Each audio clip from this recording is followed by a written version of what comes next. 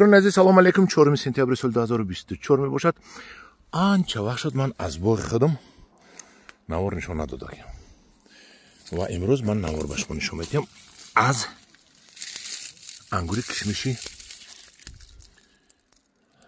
پختقان.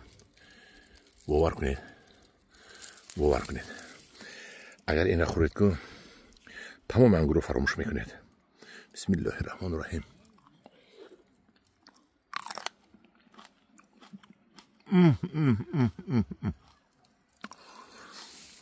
همجوران عزیز، از صدق دل التماس کدام میخواهد اگر بیاید همین باغ من یک همین پختقان رو چشد، انا همین پختقان یک چشد و در با مخلصو خبر دید که همین پختقان داشت چقدر انگور بوده است. انا همینش، انا همین پختقان.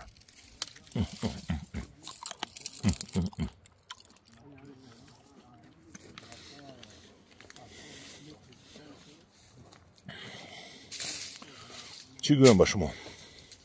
و در کجا هست؟ انا اینجا هست. پختقان اینو ببینید، پختقان را کشمش بدونه. بسم الله الرحمن الرحیم.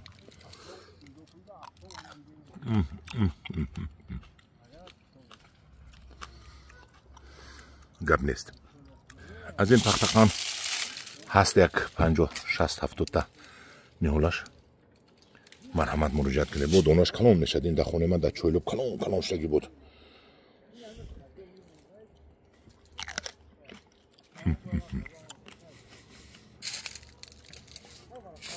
راحت جان مرحمت مراجعت کنید.